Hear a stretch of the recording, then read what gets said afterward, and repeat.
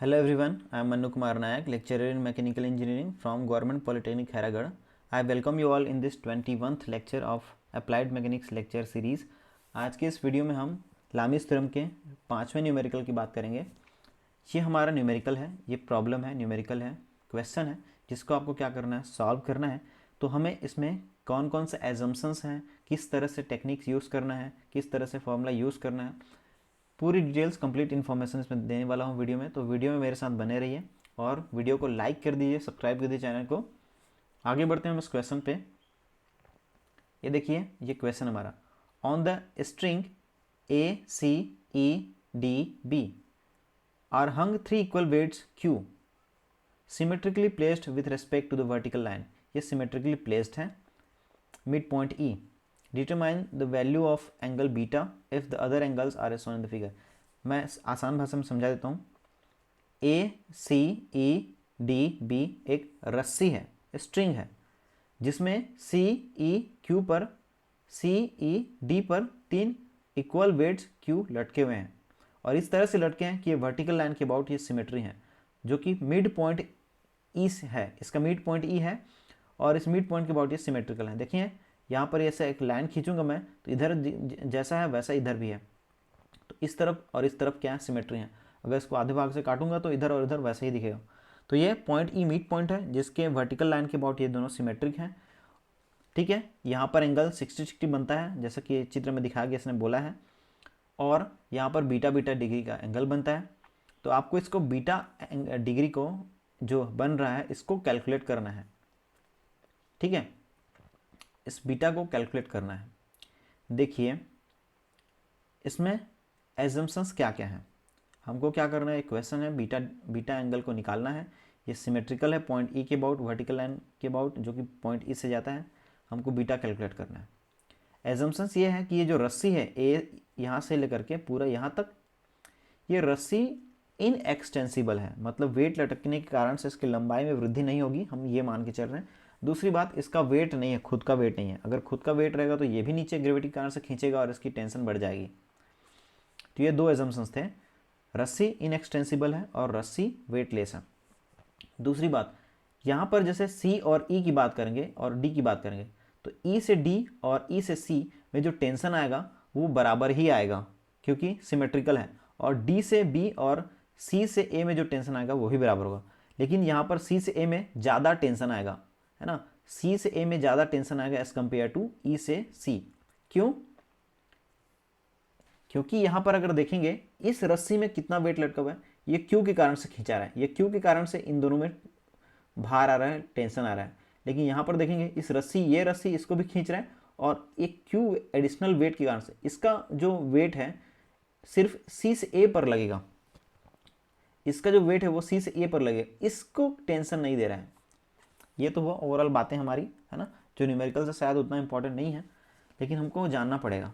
इसका वेट का असर सिर्फ सी से ए में लगेगा, इसका असर यहाँ पर लगेगा, लेकिन इसका असर यहाँ पर भी लगेगा। ठीक है, हमको बीटा निकालना है। एजम्पशंस बता दिया मैं। चलिए तो हम यहाँ पर एक लाइन खींच देते हैं। अच्छा, मुझे क्या क्या फॉर्मूला यूज़ होने वाला है बता देता हूँ मैं। Sine 2 equal 2 sign A cos A होता है, यूज़ होगा आगे आगे जा करके यूज़ होगा। और sine 90 plus theta equal cos theta होगा, sine 180 minus theta equal sine theta होगा, sine A plus B equal to sine A cos B plus cos sine B होगा। तो ये फॉर्मूला यहाँ पर यूज़ होने वाले हैं आगे। चलिए मैं यहाँ पर एक लाइन खींच देता हूँ।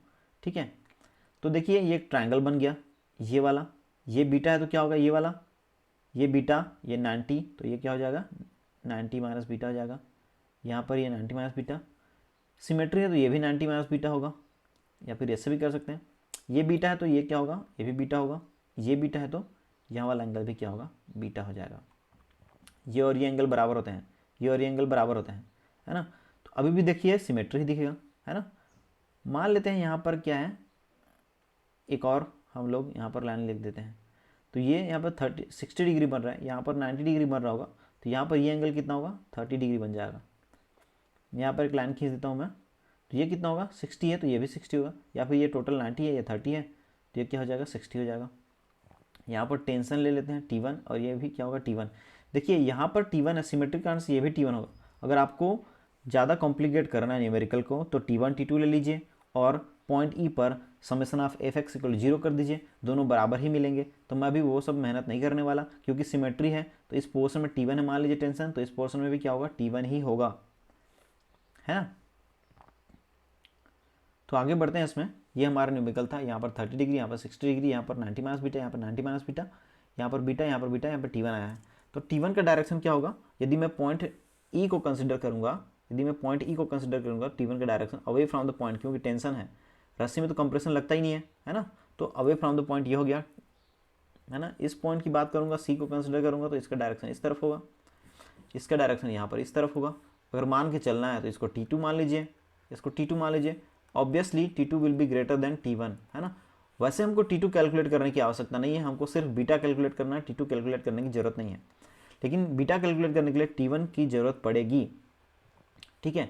तो यहाँ पर देखिए हमारा सारा एंगल निकल गया, क्या ये फोर्स हो गया इस तरफ Q हो गया, है ना, T1 हो गया, ये T1 हो गया, 90 माइनस बीटा हो गया। ये कंप्लीट एंगल कितना हो जाता है आपका, ये कंप्लीट एंगल हो जाता है 90 प्लस बीटा हो जाता है, ठीक है। ये भी कंप्लीट एंगल क्या हो जाएगा, 90 प्लस बीटा हो जाएगा। चलिए आगे बढ़ते हैं हम इसमें। Applying Lami's theorem at point E, E पर लामिस थ्योरम लगाते हैं। ई पर देखेंगे तो आप समझ पाएंगे कि हमारा क्या, ई पर देखिए तो ई पर है, इधर टेंशन T1 है, इधर टेंशन सिमेट्रिकल है T1 है, इधर लटका है Q, ये 90 प्लस बीटा,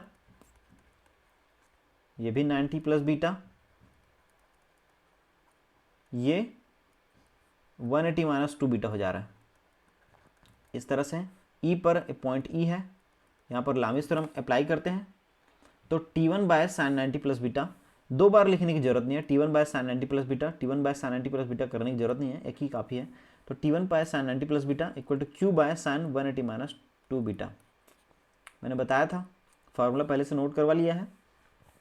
तो T1 by sine 90 plus beta कितना हो जाता है, sine 90 plus beta equal cos beta हो जाएगा, और sine 180 minus theta equal to sine theta होता है, तो यहाँ से हम लग देते हैं sine 90 plus beta cos beta, sine 180 minus 2 beta equal to sine 2 beta हो जाएगा। अब मैं sine 2 equal to sine cos भी बोला हूँ मैं, तो यहाँ पर ये भी हो जाएगा, ये है ना, sine 2a 2 beta equal to 2 sine beta cos beta हो जाएगा। तो यहाँ से कॉस बीटा गायब हो जाएगा, तो बचेगा क्या, ये आपका बच गया, this is equation number 1, T1 equal to Q by 2 sine beta. अभी हमको लगाना है Lami's theorem at point c पर देखिए, सी पर यदि देखेंगे तो हमारा ये T2 है, इससे कोई लेना देना नहीं अपने को, है ना, और ये है आपका T1 है। तो T1 इक्वल टू क्या है आपका, ये तो जानते हैं, Q by sign 2 sine beta है। यहाँ पर क्या है आपका Q है, तो ये एंगल कितना हो जाएगा कंप्लीट देखिए तो, ये 30 plus 90 plus beta, 30 plus 90 120 plus beta, तो ये क्या हो जाएगा 120 प्लस बीटा, है ना। ये कितना हो जाएगा 60 प्लस 90, कितना हो जाएगा 60 प्लस 90 150 हो जाएगा। और T2 बाई ये करने की ज़रूरत नहीं है इसको, ये 90 माइनस बीटा है, वैसे 90 माइनस बीटा है, इसको करने की आवश्यकता नहीं है, वैसे T2 निकालना नहीं है ना। तो ये मैं क्या कर दिया T1 बाय, मैं इसको इस वाले को स्केप कर देता हूँ, T1 by sine 150 equal to Q by sine 120 plus beta. T1 उसके सामने के एंगल साइन में, Q उसके सामने के एंगल, ये वाले को हटा दिया क्योंकि मुझे T2 कैलकुलेट करने की आवश्यकता नहीं है, सिर्फ बीटा कैलकुलेट करने बोला है, तो ये हो गया। और साइन 150 इक्वल टू आप जानते हैं कि 1/2 होता है यहाँ पर, है ना, 1/2 होता है। तो मैं इसको क्या कर दिया, T1 का मान रख दीजिए यहाँ से Q बाय 2 साइन बीटा, तो T1 equal to Q by 2 sine beta रख दिया, साइन 150 इक्वल 1/2 रख दिया, ठीक है। बाकी तो है ही है, तो ये 2 से ये 2 कट जाएगा, Q बाय साइन बीटा बचेगा, और ये Q से ये भी Q कट जाएगा, तो sine beta equal to sine 120 plus beta हो जाएगा, ठीक है। अब sine A plus B equal to sine A cos B plus cos sine B से यहाँ से हो जाएगा sine A cos B plus cos sine B हो जाएगा, sine beta equal to sine 120 equal √3/2 हो जाता है, साइन कॉस 120 इक्वल -1/2 हो जाता है। इसको इस तरफ पक्षांतर कीजिए पीछे की तरफ, तो ये 3/2 ये इसको मैं इस तरफ ले गया, 3/2 साइन बीटा हो जाएगा, √3/2 कॉस बीटा हो जाएगा। यहाँ से ये टू जाएगा और ये जाएगा, तो ये क्या बचेगा, इसमें से √3 बचेगा। तो ये बच गया √3 sign beta equal cos beta. ठीक है, तो इसको मैं क्या कर देता हूँ, कॉस को इस तरफ ले आता हूँ, कॉस को इस तरफ ले आता हूँ, √3 को इस तरफ ले आता हूँ, तो क्या हो जाएगा, ये tan beta equal to 1/√3, beta equal to 30 degree आ जाता है। तो हमारा बीटा जो आ रहा है वो 30 डिग्री आ रहा है, तो आपका आंसर यहाँ पर निकल गया। ठीक है, 30 डिग्री आ गया, ये आपका आंसर है, यही मुझे कैलकुलेट करना था।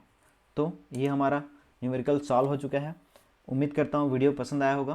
Please like this video, subscribe the channel and hit the bell icon for regular updates. Bye bye.